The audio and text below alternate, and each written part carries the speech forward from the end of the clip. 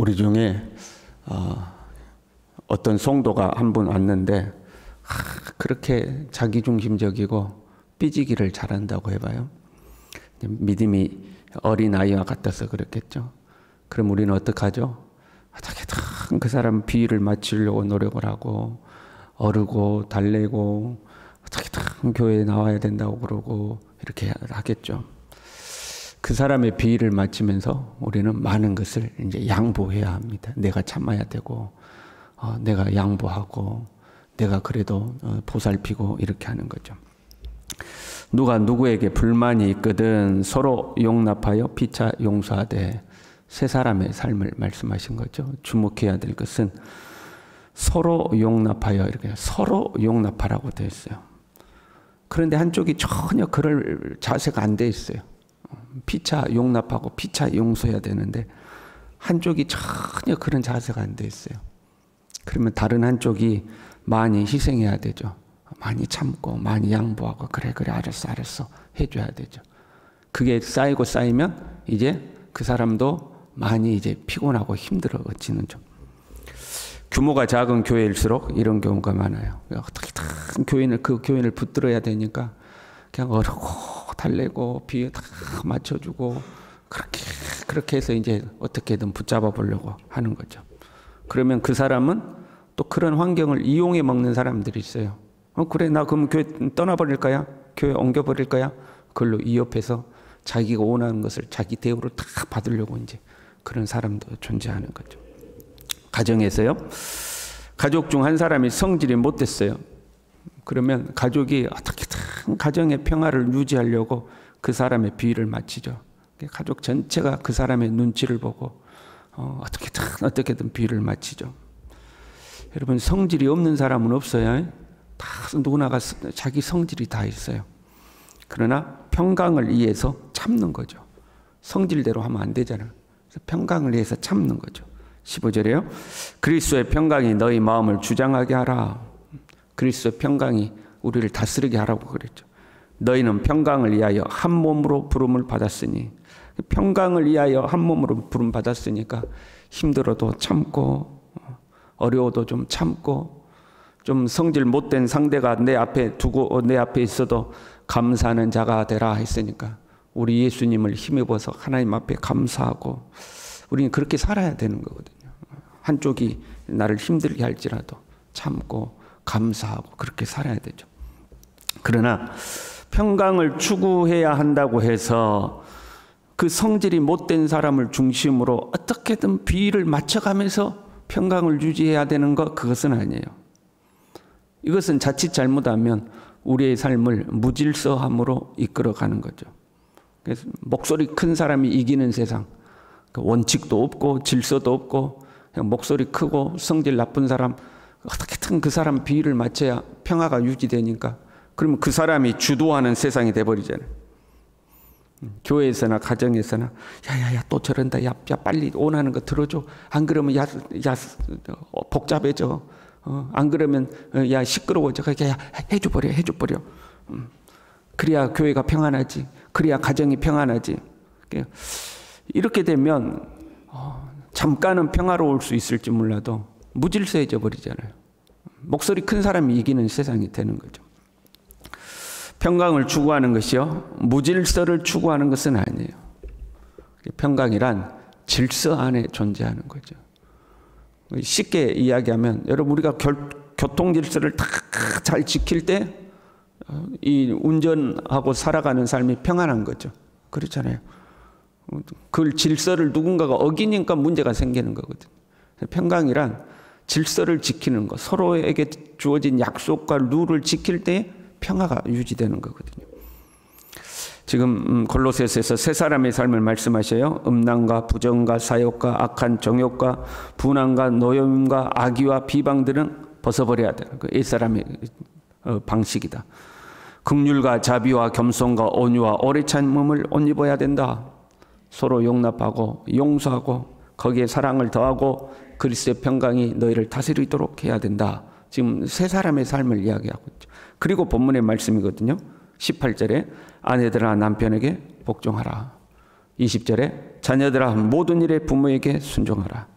22절에 종들아 모든 일에 육신의 상전들에게 순종하라. 지금 세 사람으로서 평강의 삶을 말씀하시다가 복종을 이야기하고 있어요. 순종을 이야기하고 있죠. 평강은 공동체성이라고 그랬잖아요. 너희가 평강을 위하여 한 몸으로 부름을 받았다. 공동체 안에 평강이 유지가 돼요. 근데 그 공동체를 좀 더 구체적으로 말씀하고 있는 거죠. 부부 관계에 있어서, 부모 자녀 관계에 있어서, 상전과 종의 관계에 있어서 평강을 유지해야 되는데 그 평강을 유지함에 있어서 복종이라는 단어를 주고 있는 거죠. 그 평강을 유지하는 누를 지금 주시는 거예요. 여러분, 부부 관계에서 평강을 어떻게 유지할까요? 성질 좋은 쪽이 성질 안 좋은 쪽을 어떻게든 비율을 잘 맞춰야 부부 관계의 평강이 유지된다. 그런 세상의 방식인 거죠. 요즘 그 TV나 드라마나 또 예능 프로라든가 이런 데를 보면 이 남녀 관계에 대한 드라마를 만들기도 하고 예능으로 이제 코믹스럽게 뭔가를 만들기도 하고 이제 이러잖아요. 가만히 들여다보면 과거의 가부장적인 모습은 이제 진작에 사라졌어요. 남자가 큰 소리 치고 사는 이제 그런 모습은 사라졌어요. 요즘 젊은 사람들 보면 남자들이 어떻게든 여자들의 기분을 맞추기 위해서 이제 전전긍긍하죠. 여성의 언어를 이해하려고. 그 개그 프로 같은 걸 보더라도요, 남자들이 어떻게든 여자들 이렇게. 시대가 이제 그렇게 바뀐 거예요. 요즘 사람들은 어떤 기준으로 살까? 어떤 기준으로 살아갈까? 이제 궁금할 때가 간혹은 있어요. 주님은 우리에게 평강을 유지하는 방법을 분명하게 말씀하시죠. 아내들아 남편에게 복종하라. 이는 주 안에서 마땅하니라 이렇게 되어 있어요.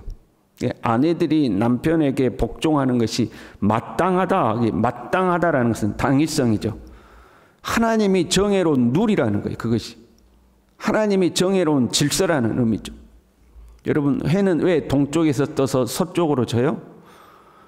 지구가 자전과 공전을 통해서, 그러니까 왜 그런 지구의 자전과 공전이 그렇게 만들어졌냐는 거죠. 하나님이 그렇게 만들어 놓은 거죠. 우주가 그렇게 돌아가도록 하나님이 그렇게 만들어 놓은 거예요. 그걸 하나님의 질서라고 하는 거죠. 우리는 해가 동에서 떠서 서로 지는 것을 당연한 걸로 여기죠. 거기에 아무도 시비를 안 걸어요. 당연한 거죠. 그 마땅한 거예요. 아내가 남편에게 복종하는 것이 마땅하다는 거예요. 그게 하나님이 정해놓은 룰이라는 거예요. 해가 동에서 떠서 서로 지는 것이 하나님이 정해놓은 룰인 것처럼 아내가 남편에게 복종하는 것이 하나님이 정해놓은 룰이라는 거죠. 이렇게 이야기하면 아내들은 싫어하고 남편들은 이제 좋아하는 거죠. 아내들은 남편들이 우리 아내가 와서 이 말씀을 들어야 되는데 이제 이렇게 되잖아요. 근데 그 다음 말씀이 있어요. 남편들아 아내를 사랑하며 괴롭게 하지 말라. 사실은 아내에게 말씀하시는 말씀과 남편에게 하신 말씀이 사실은 근본적으로는 같은 의미예요. 남편들아 아내를 사랑하며 괴롭게 하지 말라. 사실은 같은 의미예요. 이 에베소서 말씀을 보면 지금 골로새서 본문의 말씀과 비슷한 구조로 이루어졌어요. 에베소서 5장 19절부터 보면요. 시와 찬송과 신령한 노래들로 서로 화답하며 너희 마음으로 주께 노래하며 찬송하며 범사에 우리 주 예수 그리스도의 이름으로 항상 아버지 하나님께 감사하며 지금 골로새서 3장에 있는 3장 16절부터 말씀이 똑같은 말씀이거든요. 그리고 하나님 아버지께 감사하며 그 다음에 에베소서 말씀에 뭐가 있냐면 그리스도를 경외함으로 피차 복종하라 이렇게 돼 있어요. 그리고 나서 부부 관계에 대해서 부모 자녀의 관계에 대해서 이렇게 설명을 해요. 똑같은 구조거든요. 근데 에베소서에 들어있는 말씀을 주목해야죠. 그리스도를 경외함으로 어떻게 하라? 피차 복종하라 이렇게 되어 있어요. 그 피차 그리스도를 경외함으로 피차 복종하는 방법이 나오는데 아내들이 복종하는 방법은 뭐예요? 남편에게 순종하라 하는 거예요. 그럼 남편이 아내에게 복종하는 방법은 뭐예요? 남편은 아내를 사랑하라 이렇게 되는 거예요. 피차 복종하는 거예요. 근데 그 피차 복종하는 방법으로 아내들은 남편에게 어떻게 하고? 순종하고 남편은 아내를 사랑하여 본문의 말씀에는 괴롭게 하지 말고 이렇게 되어 있죠. 여러분 이 관계에서 남편의 일방적인 지시와 명령과 일방적인 복종이 존재할 수 없는 거죠. 그럼 아내를 괴롭게 하는 거잖아요. 그게 존재할 수가 없는 거예요. 피차 복종하는 방법일 뿐이죠. 아내들은 순종하고 남편은 그 아내를 사랑하고 아내가 괴롭지 않도록 하는 게 복종하는 방법이죠. 그럴 때 뭐가 유지되는 거예요? 그 안에서 평강이 유지된다 이 말이에요. 아내는 남편에게 순종하고 남편은 그 아내를 사랑하고 아내가 괴롭지 않도록 할 때에 평강이 유지가 되는 거죠. 아내는 남편에게 복종하는데 남편은 아내를 괴롭게 해요. 남편이 성질이 못 돼가지고 또는 이 말씀을 악용해가지고 말씀에 복종하라고 했잖아 하면서 아내를 괴롭게 해요. 그러면 평강이 유지되기가 힘들죠. 그럼에도 불구하고 평강이 유지되려면 아내가 희생해야 되는 거죠. 아내가 헌신해야 되는 거죠. 그러니 평강이 유지가 힘들어지는 거죠. 피차 해야 되는 거죠. 20절에요. 자녀들아 모든 일에 부모에게 순종하라. 이는 주 안에서 기쁘게 하는 것이라. 이것도 당위성이죠. 그게 하나님이 정하신 룰이라는 거예요. 잘됐다. 하나님 이 말씀 갖고 가서 애들한테 보여주고 부모에게 순종하라고 했잖아. 엄마가 시키는 대로 해. 근데 그 다음 말씀이 뭐라고 되어 있어요? 아비들아 너희 자녀를 노엽게 하지 말지니 낙심할까 함이라. 부모가 강요하는 것이 자녀들을 한하게 만들고 낙심하게 만들었어요. 그럼 평강이 유지가 안 된다 이 말이죠. 자녀는 부모에게 순종하고 부모는 그 자녀를 노엽게 하지 않도록 한하게 하지 않도록 인격적으로 자녀들을 대하고 자녀들과 그런 대화를 주고받고 자녀들의 의견에 최대한 귀를 기울이고 그래야 평강이 유지된다는 거예요. 주님의 방법을 따라야 평강이 유지가 되는 거예요. 특별히 종들의 태도에 대해서 길게 설명했어요. 그렇잖아요. 22절에 종들아 해놓고 25절까지 쭉 설명을 해요. 우리가요. 교회나 가정에서의 삶의 방식을 말하면 그래도 우리가 실천은 못할지라도 동의는 해요. 그래 서로 사랑하며 살아야지. 주님의 방법대로 교회에서 주님의 방법대로 가정에서 살아야지 해요. 근데 직장에서는 그렇지 못할 때가 있어요.